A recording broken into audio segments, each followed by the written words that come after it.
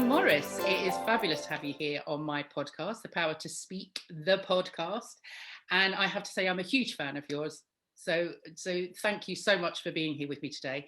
Tom, you are an author. Mainly you're a philosopher. You are America's philosopher. For many years now. I escaped the university. I managed to climb over the walls, and I've been roaming in public for a long time now. Yeah. So, I discussed with you how I should introduce you. You said maybe introduce you as a very strange person, but I think I'd like to hand that over to you and tell us how you introduce yourself.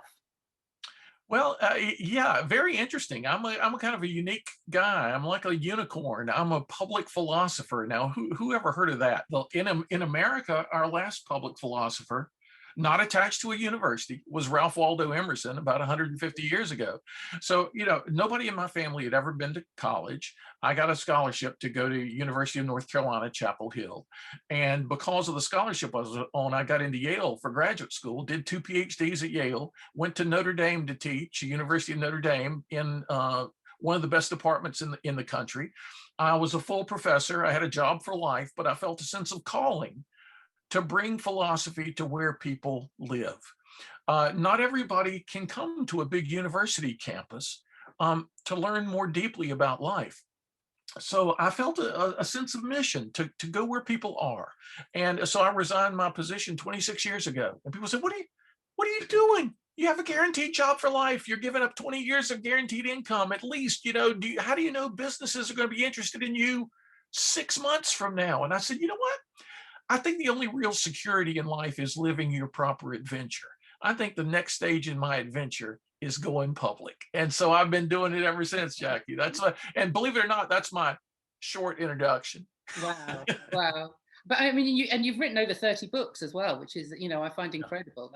I got started young. I wrote my first book when I was 22 years old. Nobody told me, well, you're too young to do that. And it was rejected by 36 publishing companies.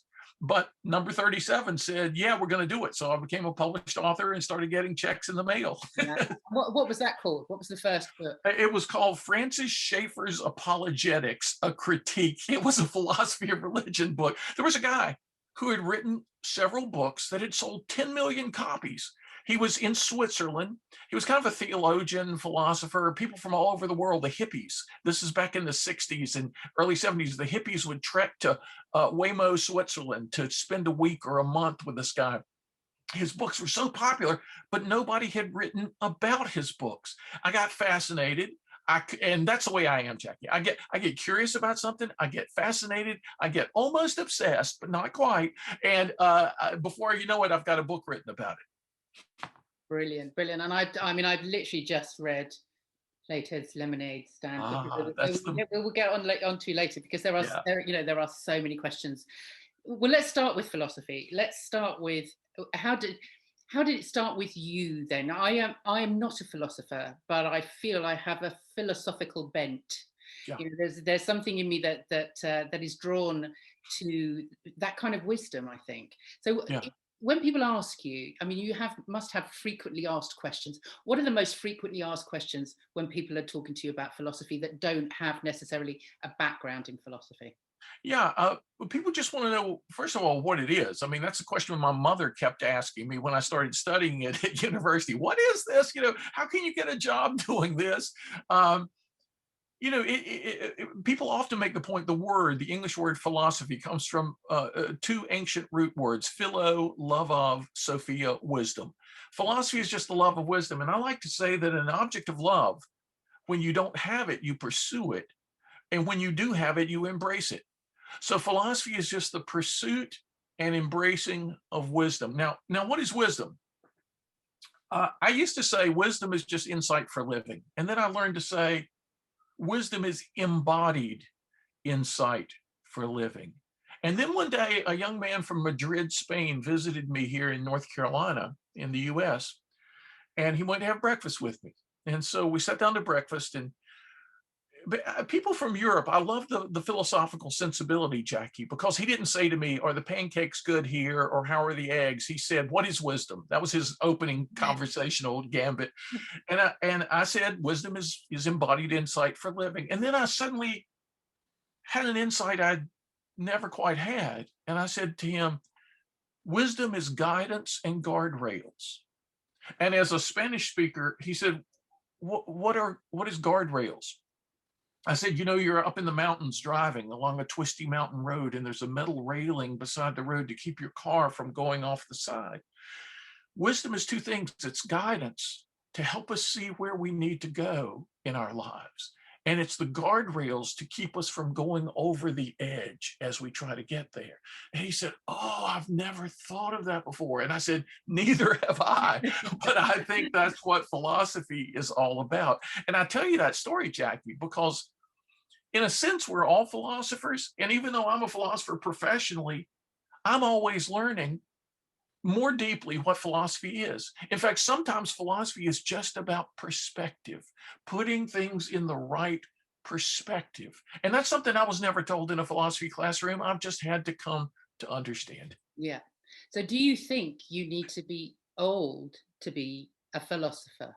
I mean, not that you're old, of course, but what I'm saying is it something that comes with age? It can, but I know plenty of foolish old people as well. I like people who start young. There's a young man in Bucharest, Romania, who emailed me this summer, and he said, I've just read your book, Philosophy for Dummies. And he said, I always thought philosophy would be too difficult, but I understood every sentence on every page of your book. And it got me so excited about philosophy. What should I read next? Now, he told me he was 15 years old. Yeah. And so I said, okay. So I'm figuring I want to lead him into something that'll be fun. So I said, I did a little short novel called The Oasis Within. Go read that and let me know what you think. Oh, 2 days later, I love this novel. This has changed the way I feel about everything. This is wonderful. What's next? I said, actually, that's the prologue to a 7-volume series of novels. You can read those if you want to. And he starts emailing me every day about what he's just read and how it's changed his way of thinking. And the book features a bunch of kids who are about his age. And he said, I would have been too afraid to read Aristotle. But these are kids my age talking about Aristotle and showing me how you live courage, how you live wisdom, how you live a sound judgment and humility. He says it's eye-opening. So I tell you that story, Jackie, because it's great when you start at the age of 40 or 50 or 60. It's great at any age. But to see a 15-year-old in Romania, somebody I would never have met, come across one of my books and it sparks the philosophical life. What a wonderful thing. Yeah, no, absolutely. Absolutely. I mean, then how do you teach philosophy then? Is it something that obviously comes from Socrates? And I was absolutely gobsmacked actually reading the book because I know nothing about philosophy, but I didn't realize that Plato was Socrates' student. Yeah. And so, all those years, yeah, thousands of years ago, however long ago it was. Yeah. Those two guys were together and learning from each other, or certainly one learning from the other. Yeah, learning from each other. And what people forget is that Socrates had no degree in philosophy. He just had endless curiosity and was brave enough to ask all the right questions. And so he ends up having 2 famous students. Most people know about Plato. Few people know about Xenophon, spelled with an X. Xenophon became a very prominent military man, and he's written about the practical side of Socrates' teaching. Plato wrote more about the theoretical side, Xenophon more about the practical side. And I just finished writing a book, which hopefully will appear in print within a year, based on Mary Shelley's novels, Frankenstein, and a novel called The Last Man. But I use her ideas to frame world wisdom on how to avoid, well, what's Frankenstein about? It's about a very smart man who sets a clear goal and as a result of his own success unleashes on the world a monster he can't control. Well, boy, what a metaphor that is for modern business, right? And for many people's lives. So one of the people I discuss at length is Xenophon, somebody I've never written about before and just recently discovered the wisdom of his work. So you're right, Socrates set forth into the world innumerable philosophical thinkers from whose words we can benefit. Yeah. And so is it all then about learning from the people that came before? Often it is. They spark us to have our own thoughts. That's when it's best, not just when we memorize what they said and call that doing philosophy. In fact, I learned from British philosophers to talk about doing philosophy. It's not just something we learn, it's something we do. And the great philosophers of the past are at their best when they help us do it better. Yeah. And curiosity, you mentioned, asking questions. I mean, that must be a route in to your own philosophy, really. All the time. And you mentioned I have 30 books in print. I'm working on 5 right now. And I just can't stop because I'm curious about so many things. I read an article the other day. It was a transcript of an interview the New York Times did with a Berkeley University professor of philosophy and psychology, Alison Gopnik. And Alison was talking about how we need to learn from the way children's brains work. And she said, you know, the child's mind is mostly about exploring the world. The adult mind becomes mostly about exploiting the world. We stop exploring. And the child's mind is mostly about enjoying as they explore. And our mind too often is about enduring. So if we can return to that childlike mindset, Aristotle said philosophy begins in wonder. And boy, that characterizes children. I remember going out to play tennis with my son one day, and I was eager to play tennis because he was getting really good. He was very young. And he got out on the court and he saw a large insect on the court, something he had never seen before. And he bends over to look at the insect. And I'm standing at the service line, you know, ready to serve. And it's like, hey, Matt, you know, hey, over there. And he's just fascinated by this bug. Well, I end up walking around the net to see what's so interesting. But still, I wanted to get back to let's do the serve, you know. Yeah. But he had that wonderment. And I think that really has driven philosophy in its entire history and can ignite and spark it in people's lives now. Yeah. I mean, I'm all about. I've said this in I think every podcast I've done because it's around creativity. I think, but that playfulness, that childlike wonder and curiosity is what I do in my adult classes. I play. That's great. we play make believe. You know, we improvise, we make stuff up, and Oh, you know, I've had students come to me at the end and say that was like a therapy session because it just frees up so many things, and we lose that as adults. I think that's absolutely right. You know, we forget to explore and we start exploiting. Yeah. That's a good way of putting it. But just while we're on that childhood topic, I don't want to spoil the end of Plato's Lemonade because there's something right at the end there that kind of explains the whole book, I think. Oh, you like that surprise at the end? I did like it. I liked it a lot. And it is that, you know, is it so without obviously spoiling, and I would leave that to you. You can if you want to. But, you know, was it that point that you suddenly, you know, life fell into some sort of structure for you then? Yeah, you're right. I mean, it's funny because I didn't realize how the book was going to end until the book was ready to end. And in fact, the insight on the last page came to me as I was writing the last page. I'm not one of these people who always has the entire book in mind. In fact, when I did my novels, I never knew what the next sentence was going to be. But people would say, oh, you've been planting these ideas and these things that will come to fruition later. No, I just write the sentences. In fact, the novels came to me, we could talk about that later, but they came to me like a movie playing in my head. And I was just like anybody watching a movie. I was just trying to type it out as fast as I could, the things I was seeing.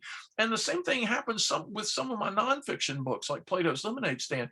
I had a structure in mind for the book, the main ideas of the book. I'd given a lot of speeches to various groups on how to deal with difficult change, how to launch change.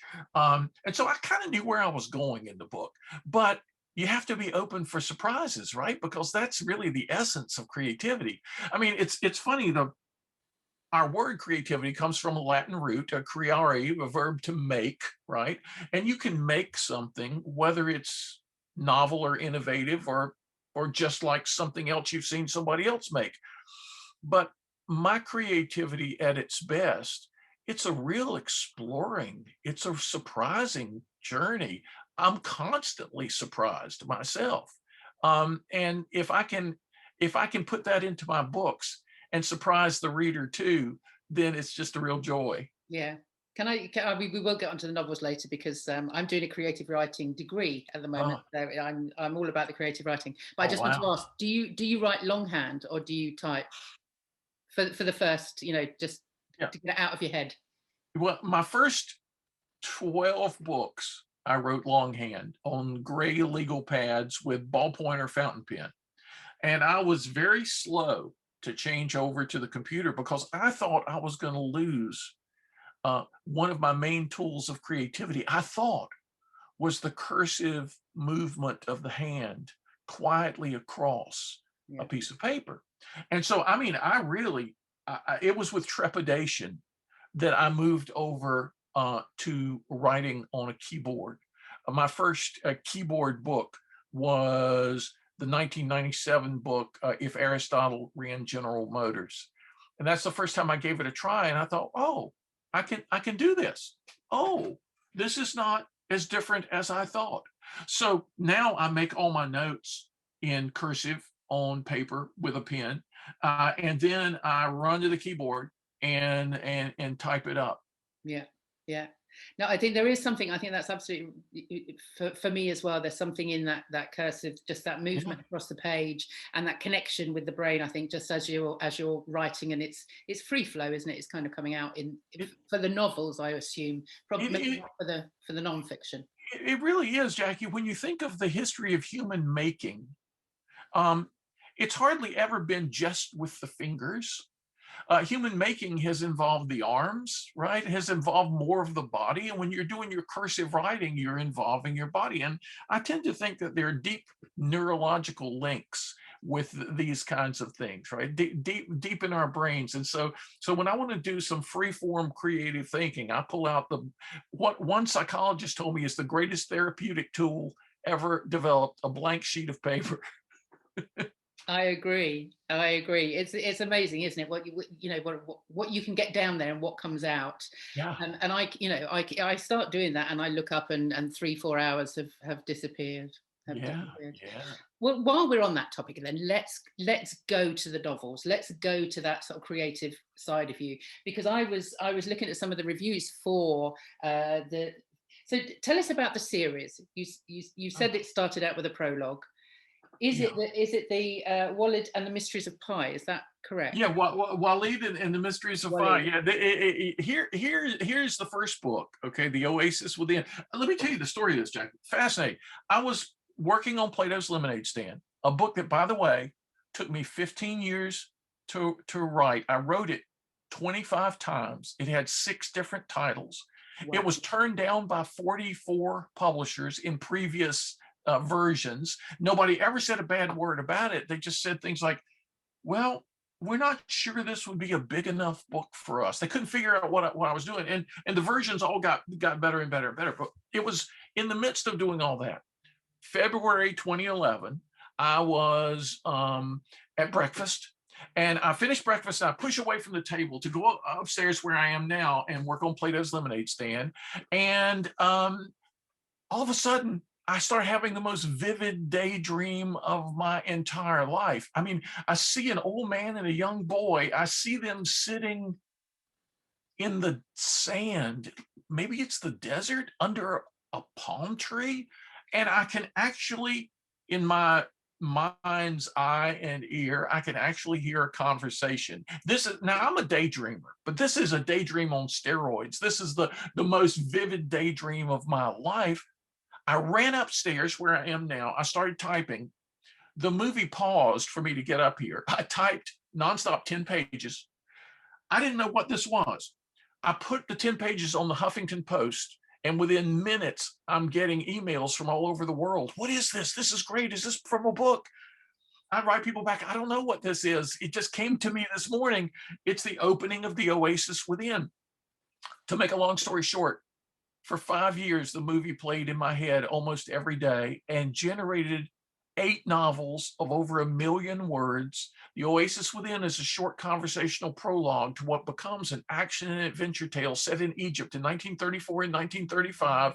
More philosophy than I've ever learned in my life. The old man, there's a Gandalf, a Dumbledore, his name is Ali. He ends up being my best teacher, better than the Yale teachers, better than the North Carolina teachers. Everything I needed to learn about philosophy, he teaches me from the desert in Egypt and Cairo in 1934. At the end of 4 hours of writing or 6 hours of writing, where, like you said, it felt like 20 minutes, Yeah. I would Google things I had seen in my movie. A dead poisonous snake in the desert, a certain car in Cairo.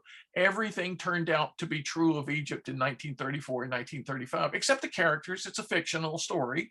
And I'm thinking, how did this happen? It started when I was, I think, 58 years old. And it only could happen at a point in my life where I learned how to get out of my own way. And as the old man says one time in the story, he says, we have to get beyond the chatter of the conscious mind. We have to get beneath the clutter of the conscious mind, because that's where the real treasure is to be found. And I feel like in February of 2011, I began to discover the real treasure for the first time in my life. Yeah, that's an amazing story. Amazing. Yeah. Do you think that information was there, buried in your mind somewhere, that it was just coming out? It can't have been completely, because I had never studied Egypt. I didn't. If you had asked me, tell me about Egypt, I would have said pyramids, Sphinx, sand. That's it. Tell me about 1934. Between the world wars. I mean, I had never studied history. I had never studied that part of the world. Here's the detail of what may be available to us in our unconscious minds, Jackie. So the main character, I didn't know his name. He's a 13-year-old boy. I didn't know his name till chapter 3. He calls his uncle Ali. Ali says to him, well, my boy, well, my son, never uses his name in the first 2 chapters. So chapter 3, there's a sandstorm and somebody runs up there. It's a caravan crossing the desert. Somebody runs up, Ali, are you and Walid all right?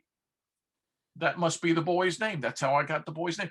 I was at the Washington Speakers Bureau telling the story to their staff of 90 people at the time.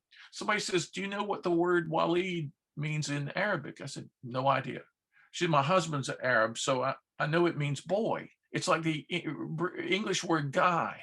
It's a very common first name. If you're writing a coming of age story about a boy in Egypt, you couldn't have picked a better first name. I said, I didn't know that. So anyway, I give the book when it comes out. I give it to a lady from Morocco that works nearby where I live. And she looks through the book and she says, oh, I see character Wali. Here's how she said, I see character Walid. Oh, very good name for character. I like that. Walid means boy. I said, well, Hindala, I heard it in my movie as Walid. No, Walid, she said. You pronounce Walid. I come home and I tell my wife, I said, Hindala says I'm pronouncing the main character's name wrong. My wife said, well, she's from Morocco, Northern Africa, so she probably knows what she's talking about. I said, you know what? I'm going to go with what I heard in my movie. I'm going to call him Walid. So 2 months later, I'm giving a speech in Lincoln Financial Field, the big football stadium in Philadelphia. Black SUV picks me up afterwards to take me to the airport. My driver has an interesting accent. I said, where are you from? He said, Egypt. And I said, really? I'm writing a bunch of novels set in Egypt in 1934. Oh, my father was born in Alexandria in 1932. I said, really? I said, my main character's name is Walid. And he looks in the rearview mirror and he said, that's my name. And I said, wait, how do you say it naturally? Because a lady from Morocco says it's Walid, and I don't say it like that. He said, no, totally different Arabic in Morocco. We say Walid. I said, that's how I heard it in my movie. And so I called my wife, hello? I was right all the time. So how did I know that? I don't know. I mean, it is the subconscious, isn't it? It is that thing. Like you were saying, once all the clutter's gone, you get to a certain stage in your life. And for me, that has been lockdown for me, to have all that, that kind of hamster wheel of life just taken away. And with my drama class, my adult drama class, I managed to get back into a venue in August. And I said, right, we're going to start doing some research on past pandemics. So we looked into the Spanish flu, we looked into the plague, we looked into, you know, all these other stuff. And I found what I didn't know about Isaac Newton, who in 1665, 1666 was sent back from Cambridge University to his home, was in lockdown for a year while the plague ravaged everywhere. And he came up with calculus. And, you know, a lot of his theories were kind of developed in that time because he had that space to be creative. That's right. And he called it his year of wonder. Yeah, yeah. I would say the same thing about this year. I've had more creative thoughts, more creative work this year probably than any 5 years put together. It is an amazing thing, Jackie, when the distractions of our lives, like Ali said in my story, get beyond the chatter, get beyond the clutter, get beyond the distractions. It's amazing that there's this beautiful breeze blowing through the centuries. And people ask me, how'd you have all this stuff happen? I said, I don't know, maybe it's something like the Carl Jung and his idea of the collective unconscious. Maybe our conscious minds are like walled fortresses with a few doors and windows, but the unconscious is surrounded by a chain link fence. It's much more permeable for what's out there in the world. And it could be, you know, people say, well, did you have a former life in Egypt? I said, it's probably something less exotic than that, but maybe the Jungian unconscious may explain a lot of serendipities, synchronicities, sort of uncanny experiences in our lives. And if we can open ourselves up to more of that, then the creativity just seems to blossom. Yeah, yeah, certainly. For my, you know, this has been a year of wonder for me. I've completely rebranded, almost sort of transformed from what I was coming into it to what I am going out of it. Yeah, you know, with a whole new outlook on life and my own creativity. You know, you get so wrapped up, and I think we all do. And I know that lots of people haven't had the same experience of this last year as I have. But yeah, for me, it's been amazing to learn so much. You know, I've done so much learning, and I think that's where a lot of creativity comes from. It does. It does. That's been my experience altogether. It's when I'm exploring and learning. For example, I read the Iliad and the Odyssey last year. I read the Iliad twice and the Odyssey 4 times in 3 different translations. I had read each once or twice prior in my life, but in 1 year, 2 times through the Iliad, 4 times through the Odyssey, and I suddenly saw patterns and very important things that I had never seen before. And it was when I was working hard, learning myself, that all of a sudden, boom, new ideas started coming to me left and right. So yeah, there is this connection. It's not just go lie in the hammock and be completely still for a week and you'll have all kinds of creative ideas. It usually rides piggyback on top of a lot of hard work and learning and exploring. Absolutely. I asked my dad what creativity was, and he said it's just doing. Yeah, right. Like the Latin word to make, you know, to do, right? Absolutely. And but I think it was Joseph that had Joseph Jaffe that had the best when I asked him on my podcast. And he said productive originality. Yeah. And I like obviously originality, doing things differently, and productivity is doing it to get a result. Absolutely right. You know, it's that combination. I mean, it's interesting. I was in Helsinki, Finland once, and I was running through the art gallery because, given the group I was with, we had to go someplace. I didn't have long. I wanted to see. So I said to myself, when am I going to be in Helsinki, Finland again to see what's in the art gallery? So I'm running through the gallery. Oh, Van Gogh. Oh, Gauguin. Oh, Cezanne. And I run around the corner and almost run into the famous statue that represents what I do, the thinker, one of Rodin's thinkers. Yeah. And I suddenly realized this is a very muscular character, something that had never occurred to me before. Oh, Rodin is representing the thinker as a doer. So it's not like there are 2 kinds of people in the world, the thinkers and the doers. The ideal is the person who thinks by doing, who does while thinking. It's a wonderful thing. And that's that productive originality. You're producing, you're acting, you're doing, you're making. And as that's happening, you're accessing things you would not have been able to access before. Yeah.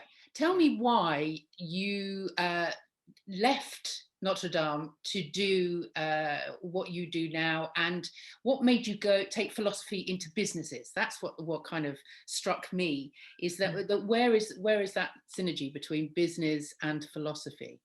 Well, there was no master plan. There was no business plan of mine. It was just that I was at Notre Dame. I was a full professor. I taught an eighth of the student body most years. I had big classes. I didn't have to grade papers. I had 12 teaching assistants, graduate students to do all the grading. I would just show up 2 days a week, an hour in the morning, Monday, an hour in the afternoon, Monday afternoon, and do the same thing on Wednesday. And that was my work schedule. I mean, it was this idyllic job giving me tons of free time. Why would anybody quit that?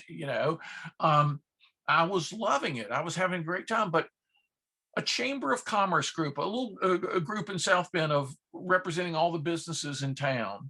They said, look, we've asked the businesses, who are the young people in your business most likely to be future leaders in the community? And we want to do a year-long program with these young people in their 20s and 30s. And we're going to do a day on ethics. And in the morning, we're going to the newspaper and the TV station to talk about journalistic ethics. In the afternoon, we want to talk about business ethics. Could you give us a talk on business ethics? We've heard your classes are the most popular at the university. And well, instead of saying, well, I've never studied ethics or business ethics, instead of saying you're calling the wrong guy, there's somebody else you ought to be talking to, I said, okay, let me look into it. I'll put together something for you. That's the secret of my life, Jackie, is saying okay to stuff I'm not qualified for and then making myself qualified. And so I gave a talk. Everybody there said, oh, you got to come to my civic club. You got to come to my business. You got to come to my church and give the same talk. Okay. So I'm giving free talks all over South Bend, Indiana. And then an Oldsmobile dealer calls me, an automobile dealer. We have a regional meeting once a year in the Midwest. We have a motivational speaker every year. Set goals, believe in yourself, you can do it. There's got to be something deeper than that, right? Did the philosophers ever talk about success? And rather than saying, well, I have no idea, that's not the kind of stuff I studied at Yale, I said, well, let me look into it. So Jackie, because of that, I ended up discovering the forgotten side of philosophy, the practical side of philosophy. You go into a philosophy classroom in a university, how do we know we exist, Or today our lecture is on epistemology, the logic of knowledge and belief, and how evidence relates to theories. And it's all this theoretical stuff. And it's like, there were philosophers in the ancient world who talked about success and happiness and anger and adversity and all these practical things. And in our desire to be like the sciences, we've left those topics behind. And we're engaged in complicated arguments using modal logic and all sorts of things. I want to rediscover this practical side and really look into it. And that's what's been my career ever since. And it was businesses that asked me to do it. And it was businesses that after 2 years started offering to pay me to do it. And at a certain point, I was making more from these speeches for my family than I was from being a professor. And I said, and then soon it got to be the point that they would pay me for an hour what Notre Dame would pay me for a year. Wow. And I thought, okay, even if this is not a sustainable enterprise, if I just do it for a while, we're okay. And like I say, that was 26 years ago, and still we're going with this enterprise. Yeah, I mean, yeah. So is it that kind of teacher speaker kind of, there's a connection there, isn't there? That you were saying earlier that you came to speaking quite naturally, you came to presenting quite naturally. Yeah. But that's what you do in front of a class, isn't it? Yeah, it is. And oddly enough, one of the top agents at the Washington Speakers Bureau, where I was an exclusive speaker with all the famous politicians from, it'd be Margaret Thatcher and me, or it would be George W. Bush and me, or Colin Powell and me. I was the who's he amongst the who's who for many years. One of the top agents there said, professors make the worst public speakers. You're an exception. I said, why? And he said, professors think it's their job to provide as much information as possible during the hour. You realize that's not the job. The job is to have the biggest positive impact in the hour, and information is subordinate to that. I said, wow, yeah, that's kind of what I try to do. Impact first, And it's funny because I played, you can see behind me on kind of both sides of me here, guitars, amplifiers. I played in bands before I was a philosopher. So I was accustomed to being in front of thousands of people.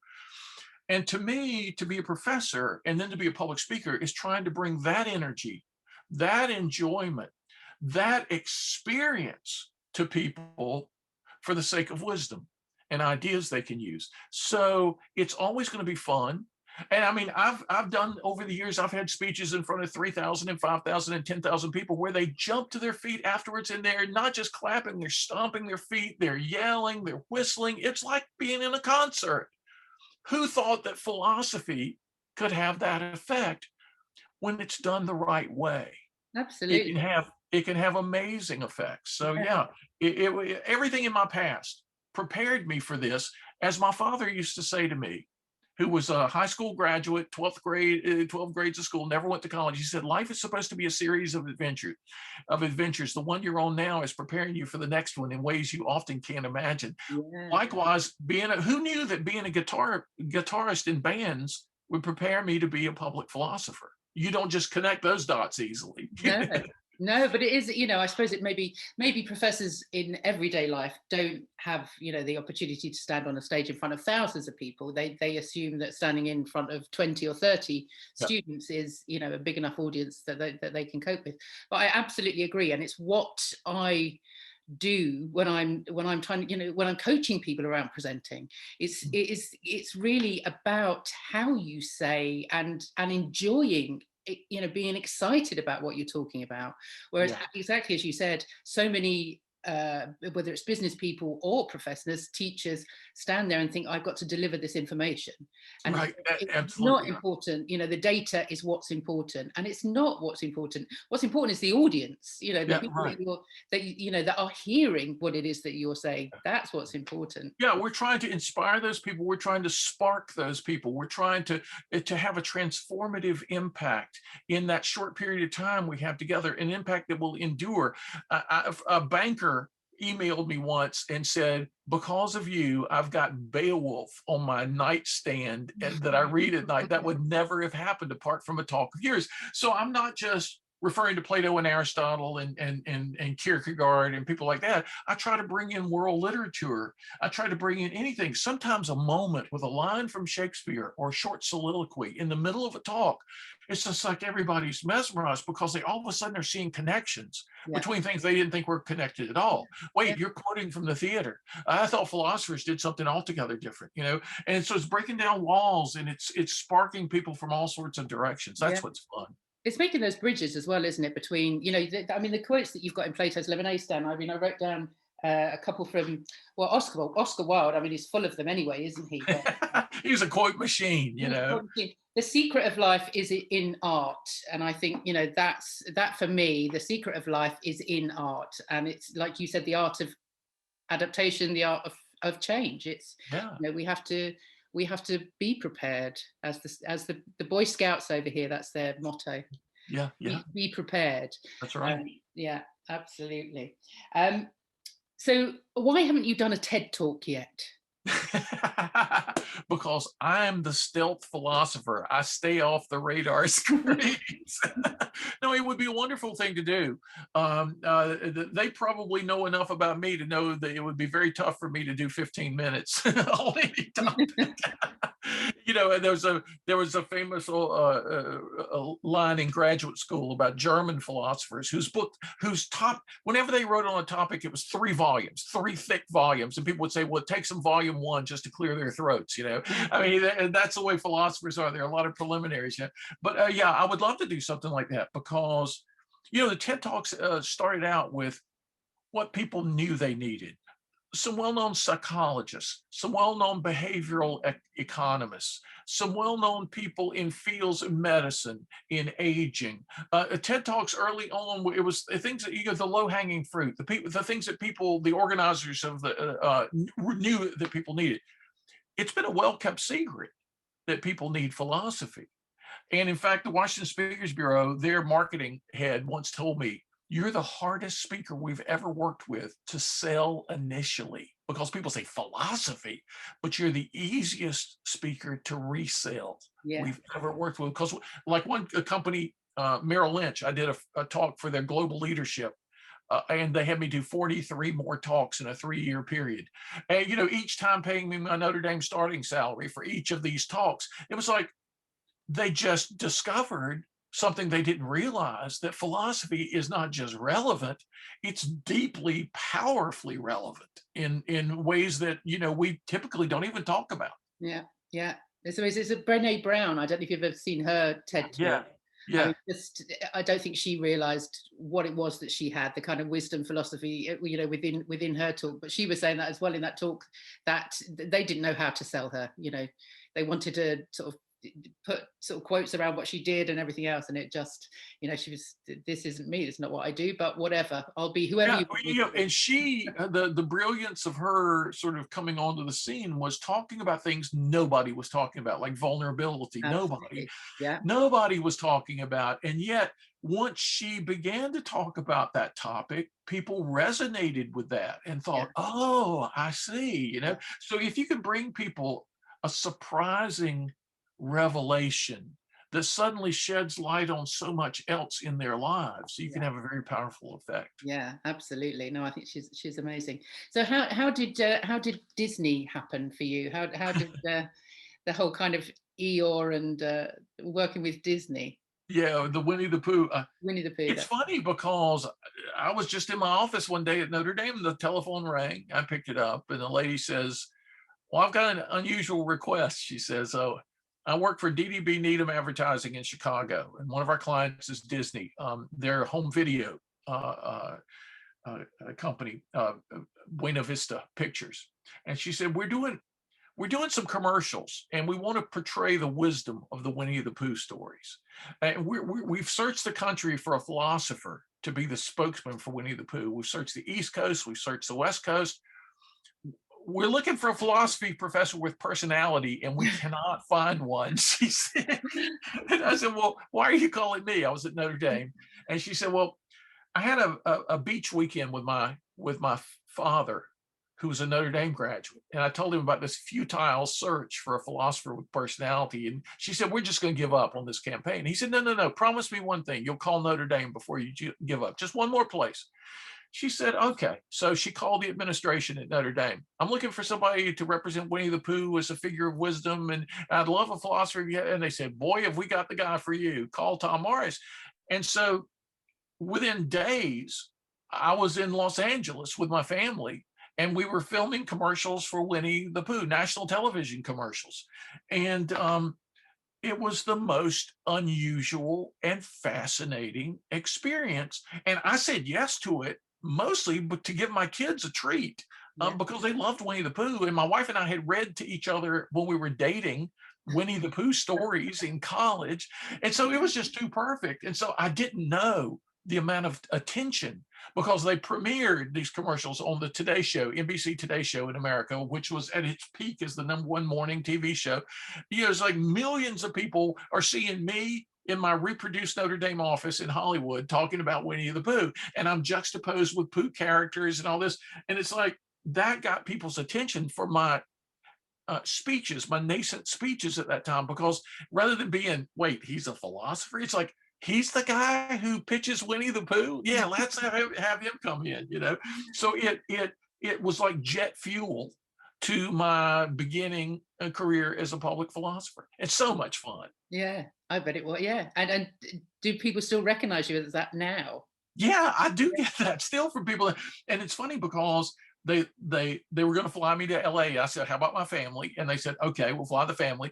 And I said, my kids will really love this. And they said, well, if you're bringing you, how old are your kids? And I told them the ages. And they said, okay, so first of all, we're going to put you up in Beverly Hills at a really nice hotel. And then you'll make your commercials while you're staying there. And then we'll send you to the beach in Santa Monica. You can have a beach experience. And then we'll send you to Disneyland, and you'll have, there's a secret pass where you never have to stand in line, and we'll let your family have that for the day. And so it was like, oh my goodness. What Yeah, have it you was quite done? an What have you yeah, done in a yeah, previous life yeah, to right. have all of this? It's amazing.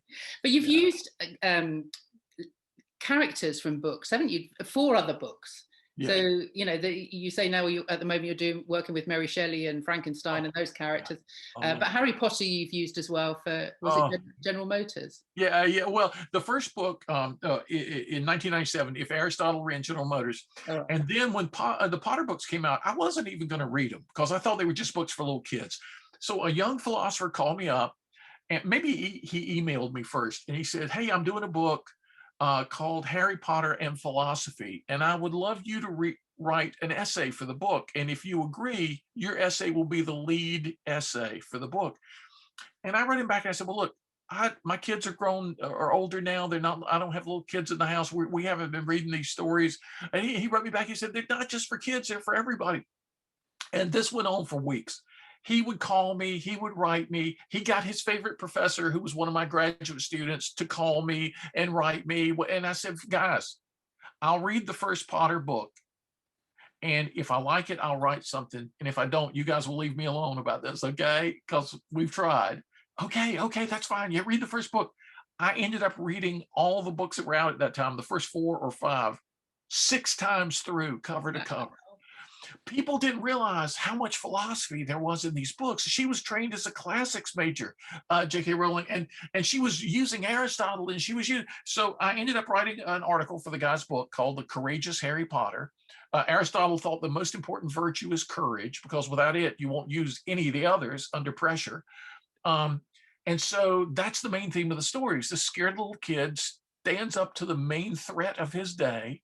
How does he develop that courage? Well, so I couldn't stop writing after the article. I ended up writing a whole book called it was first of all called Harry Potter and the Meaning of Life.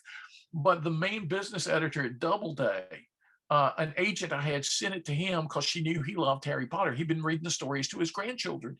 And he calls me up. I'm in the car with my family on vacation or something. I have to pull over to the side of the road. He said, "This is the greatest book on leadership I've ever seen. We've always loved your book, If Aristotle Ran General Motors. Can you retitle it something like that and put in some business stuff, and we'll do it?" And it was Doubleday Currency Publishers. So I said, "Okay." So it became If Harry Potter Ran General Electric. Yeah, I mean, you use it as well. The 5 oh, I don't know what to call them, the 5 tips or whatever that Yeah. started with courage, that Yeah. came from Harry Potter, and you've used that against, you know, other That's areas. right. That's right. I use that in Plato's Lemonade Stand Yeah, too, because Harry had this way of developing, building courage. Because people say, if I don't have courage, how do I get it? Well, there's Harry Potter. He does certain things, right? Like he surrounds himself with support. So he never just confronts something totally by himself. He's got Ron, he's got Hermione, he's got Hagrid, he's got all these friends, right? Who are kind of helping him out. And usually when he goes into danger, he thinks about what's at stake. And it's usually saving the life of one of his friends. And so he focuses on that, not on the risk, not on the yeah, danger. And there are all these little steps, little things that Harry Potter does throughout the stories that any of us can do to build that. And finally, we discover fear is a feeling, courage is a choice. yeah, Heroic people will always say, "Well, I didn't feel like a hero." Courageous people will always say, "Well, I didn't feel courageous." That's because that's not a feeling. The fear is the feeling. The courage is the choice. And that's a choice you can make when you've done some other things in your life right. It really helps you do that, yeah. no matter what the risk might be. Yeah, I mean, that is that thing of fear being something that you imagine. It's Yeah. not a tangible thing. It's a feeling. So That's right. It's our imaginations out of control. The tail wags the dog, as the old saying goes. The imagination makes us fear things. Pascal said that people die, 1,000 deaths. People fear death all through their lives. And as Socrates said, it may not be the kind of thing you should fear in the first place. Why are you making yourself so miserable? That applies to so much in life. "Oh, I've got to stand up in front of a lot of people and give a speech." You make yourself miserable for the month ahead of time, and then it ends up being an enjoyable yeah, experience. yeah. But that whole thing about courage and everything around that. It reminded me of the Wizard of Oz. When you go back Yeah. to to that story. It's a very similar thing, isn't it, with Dorothy, and Yeah, it's that whole kind of hero's journey of. it is. And what I love about like the Wizard of Oz, she's not by herself. No. She starts off by herself, but pretty soon she's got a Ron and a Hermione and a Hagrid and a Dumbledore. She's got a team, and some of the greatest human literature has been about the power of partnership. The Iliad, which it's a book about a war, and it's been called the greatest anti-war book ever written, but it's also a book about the power of partnership, because Agamemnon and Achilles, Agamemnon the leader and Achilles the great warrior, are supposed to be partners in their war fight with Troy, but they forget what's important. They forget their partnership. It comes unraveled, and bad things happen for the rest of the book. When good things do happen in the book, it's because of other people who did not forget their partnerships. I mean, you get books like The Three Musketeers, it's all about partnerships. Yeah. My biggest surprise in a novel was Dracula. Dracula, the original, is about the power of partnership. Here's this evil who has prepared for centuries to be invincible, and yet it's a group of people, not a single person, but a group of people coming together are able to defeat this menace. So many stories in our literary treasure trove are about the power of partnership. So if we're facing something that is scary, gather a team, gather some partners. It makes everything easier. Yeah, absolutely. Mary Shelley lives used to live. When she did live, she used to live down the road. Really? Is that right? Yeah, she's I don't know if she's actually a local gal. She married Percy Shelley, and obviously around Southbourne, which is probably about 5, 6, 7 miles from here. Yeah, wow, I didn't realize that. We go to the You Are the Media that obviously we discussed earlier, having sort of met in a Zoom room with that sort of connection, used to have their networking meetings at Shelley's house. Really? That is awesome. I mean, the power she had at such a young age, the age of around 18, right? And she wrote this book, Frankenstein, which ends up being one of the greatest cautionary tales about success ever written. And most people don't understand that. And then she wrote a later book. Well, she wrote several later books, but one later book about a virus that wipes out humanity in the 21st century, kind of close to our experience here. It's called The Last Man. And it's not just about a virus. It's not just about an apocalyptic event. It's about the same sorts of egos many of the characters display, that Victor Frankenstein displayed, that his monster displayed, that the Captain Walton, who tells us the story about Frankenstein, displayed. Grandiose ambition, hubris, people, I want to be great, I want to be remembered, I want to be the name on everyone's lips, and look what happens as a result of that. So she's a great cautionary, the guidance and guardrails, she's wonderful with the guardrails. And there, male philosophers tend to give us the guidance. Women philosophers tend to give us the guardrails that we need just as much. But the men just say, set goals, believe in yourself. They don't realize, and you could end up launching into the world a monster you can't control unless you abide by certain cautionary things. So Mary taught me it's about motives, means, and methods. If you have the wrong motives, the wrong means, the wrong methods, I don't care how smart you are, I don't care how talented you are, you're gonna create problems in the world. It's a study we need now in our time, after we've seen so much terrible leadership politically in the corporate world. We need to remind people how to be careful about what we do, especially with the science coming down the road at us right now with AI and with biotech and all that. We need to be careful. Yeah. I mean, that Jeff Cottrell put something on LinkedIn today that made me, obviously Jeff Cottrell I spoke to last week, but he I think I don't know if it was a quote that he got from somewhere else, or it may well be one of his own quotes, is that leaders don't make followers, leaders make leaders, and that whole thing of, we need to, the leadership that we have has been very much about, building followers. And actually that's not what leadership is about. That's right. Absolutely right. You want people with voices who can challenge you, not just agree with you subserviently, right? I mean, one of the things that Victor Frankenstein did wrong is that he worked in solo, he worked in solitude, he worked all by himself. He had no advisors, he had no counselors, he had no independent voices to listen to. Hey, what do you think about this? You know, do you think this is the right way to do this? Do you think I'm going in the right direction here? He could have saved the world a lot of trouble had he had counselors, partners, like we were just talking about minutes ago, like Jeff was talking about. If he had created other people to help lead in the process, he might not have gone wrong. It's a very powerful insight. Yeah. Yeah. And so what are the women in philosophy then? Because actually when you think, and I hadn't even really considered it until you just mentioned Mary Shelley and JK Rowling.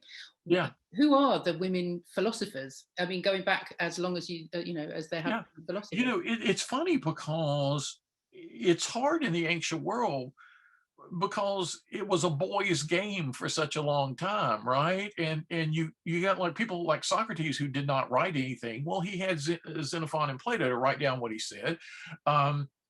You have Epictetus, who didn't write anything, but he had a guy named Arion follow him around and take dictation and write everything down. So we've got the discourses of Epictetus. We have all these great women philosophers in the ancient world. We kind of hear about Socrates mentions a couple of names, and there's I got a Zoom call yesterday from an Asian woman who works at a major a tech company, and she wanted to ask me about Hypatia, who was an Egyptian woman philosopher at the peak of the intellectual life of Alexandria, Egypt.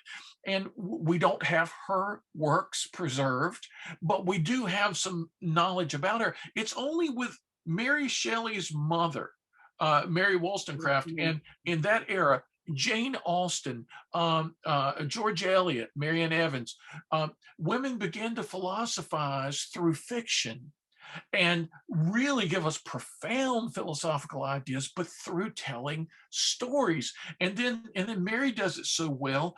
And then when we get out of the 19th century into the 20th, more women start going into university to study philosophy. So now the average philosophy department has a lot of women philosophers. I mean, there used to be maybe none or one, but you'll go into philosophy departments, there'll be 3 or 4 of the 12 faculty members, or 5 or 6 will be women philosophers.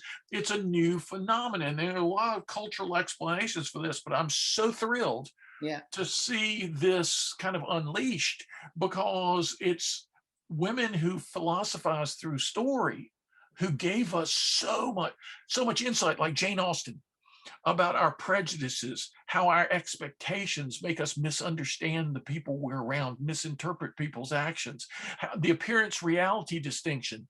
Plato talked about it and told a vivid story about a cave. We're all like people chained in a cave, watching shadows dance across the walls, mistaking those as realities.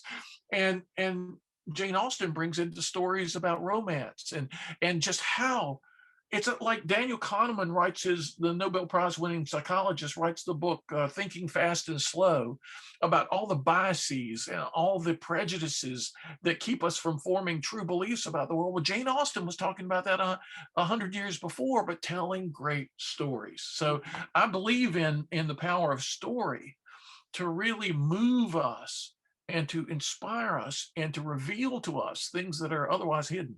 Yeah.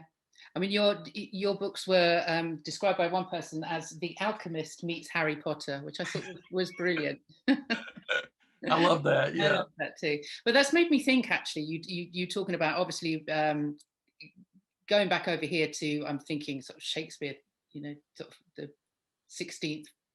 17th century, when witch hunts were rife in Europe and I think in the States at that point too.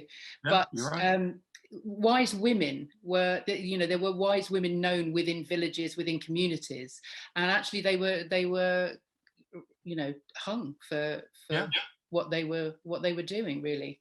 There was a real prejudice that was more than a prejudice. It was just a hostility against hearing, women's voices and seeing, wait, they may have insights that we all need to hear.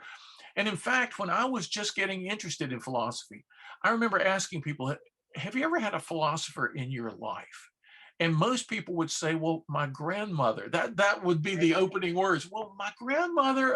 And I thought, wow, see, that's the wisdom of women that needs to be celebrated and that needs to be heard in our time. More than just if you happen to have the wise grandmother, we need to have those voices available to all of us. Yeah, yeah, brilliant. Well, it's been a fantastic conversation. I just want to turn it very quickly before we end back to creativity, because I'd like to know, in terms of your own creativity, as I say, I can see the guitars in the background.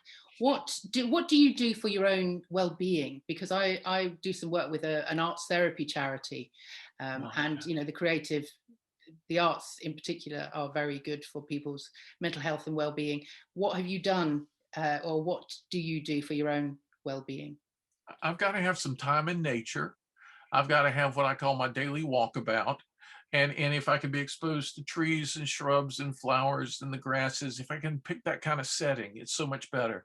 And sometimes I'll do a meditation just alone in a room. And sometimes it's the walking meditation. It's the time walking in nature. That's an important thing. The music is important, that I don't have guitars in a different room that I have to make a special effort to walk into, to think about going to my instruments, but they're just there. So if I get tired on a hard day of thinking about something really difficult, and I just pick up a guitar, and sometimes it can be 5 minutes, sometimes it can be 10 minutes. It doesn't, I'm not going to do a concert, but it's like making the brain work in a different way. One of the earliest thoughts I ever came across about this is that rest is not always about inactivity. It's about a variation of activity. There can be a restoration, right? And so if I want to be creative in any area of my life, I should be taking care of all the other areas of my life. I play with my dogs. I walk the dogs. We have 2 dogs and 4 cats. I play with the cats. I try to do something, and I try to be spontaneous. So I never schedule most of my day. On a typical day, most of my day is unscheduled. And that's deliberate on my part, because it's during those unscheduled times that I can explore, that I can play, that I can follow my nose over to the book. If the bookcase may call to me, come over here, and I may pick off a book that'll just almost glow to me, a book I've never read that I bought 40 years ago and I've never read. And all of a sudden it can be a revelation to me. If all my time was structured, that wouldn't be happening, right? So we've got to give ourselves the gift of, somebody said to me, we give ourselves all kinds of gifts. You want a certain kind of watch, you want a certain kind of handbag, you want a certain kind of car, the only gift we tend never to give ourselves is the most precious gift of all, the precious gift of time. Yeah. Time to just be, and then we can think and do more properly, but the being has to come first. Yeah, I think lots of people beat themselves up about procrastination. Yeah, I'm a huge believer that when I'm procrastinating, it's when stuff is mulling over, it's percolating. Yeah, you're preparing. That's exactly right. Procrastination is the unconscious mind getting ready for something really good. Yeah, yeah. So what have you done differently in lockdown that you might not have done outside of it? Has much changed for you over the last year? I've read even more novels than I usually. Now, until I was about in my mid-50s, I did not read fiction. I just read professionally what I was supposed to read. And then I came across in different settings, the New York Times, places like that. There'd be a little interview with a novelist, a contemporary novelist, and they would say, well, what's the greatest novel ever written? And the person would 8 times out of 10 say Don Quixote. And I thought, something I've never read. Well, a new translation just came out, 900 and some pages, but I thought, I want to see what these people are talking about. So I went and bought the book, and that was my first in my now endless novel reading. During the lockdown, the shutdown, the pandemic, I have done even more of that than usual. It's made it possible to read the Odyssey over and over and over. I even read the Aeneid and thought, it's not the Odyssey. It's not for me. But then I heard a podcast that Phi Beta Kappa does called Smarty Pants, a woman who has a new translation of the Aeneid. And she was talking about how we've completely misunderstood what the Aeneid is all about. And I thought, okay, I'm going to get her translation and read it again. Boom! All of a sudden, it makes sense to me. That's what I've given myself the time to do. I don't care if it has any monetary value. I don't care if it's part of business, building a new business that I can serve people through. I just want to learn some of this stuff, and then all of a sudden, I'll have new ways to serve people. Yeah, I did read the Odyssey years and years ago. But yeah, I did find it quite a hard read, I have to say. You know, it's if you get the right translation, which there's a new translation just out, a female translator of the Odyssey, very good. Robert Fagel's translation is very good. So Odysseus is a storm-tossed man. He's the unluckiest man alive. He's the man of sorrows, the man of many struggles. We think we go through stuff. Look at Odysseus. He goes through the unimaginable stuff. But because he has a sense of purpose, he's trying to get home. Dorothy. Yeah, and that exactly. That's what leads him through. That's what gets him through. And it's a book about, just like the Iliad is about the power of partnership, the Odyssey is about the power of purpose. And when we reread that later in our lives, we say, oh, I see what I didn't see before. I was just like before, it was like the Cyclops. Who cares about the Cyclops? The Scylla and Charybdis. Who cares about these bizarre things? You know, my granddaughter just read it for the first time about a year ago in school, and she said it's like somebody on drugs wrote a story about a bunch of people on drugs. I said, yeah, that's your first impression of it. But go back to it. Yeah. Oh. My last question is, what are you up to? I mean, you said obviously you're writing 5 books. What are you looking forward to coming out of all this when we can actually get back? Are you looking forward to getting on a stage and speaking? Have you got any plans?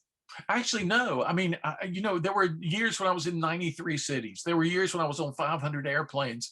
I kind of have done that enough. This may be the new stage for me, to be home, to kind of walk upstairs and have a great experience for an hour or two, and then go play with the cats. You know, it's not like I've got to fly to LA today and I'll fly back tomorrow, spending most of 2 days on the airplane. No, you know, I've done that plenty. So I'm writing about 5 books at the same time now. I finished The Frankenstein Factor. It's in the hands of my literary agent. I've got another book called The Wisdom Collector that's completely finished. Just finished that. I've been working on that for 30 years. I'm working on what may be a book about the power of purpose in our lives. I'm working on 2 or 3 other things at the same time.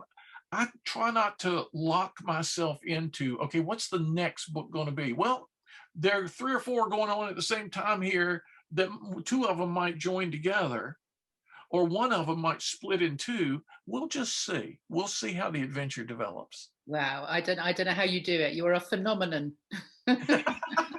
You're amazing.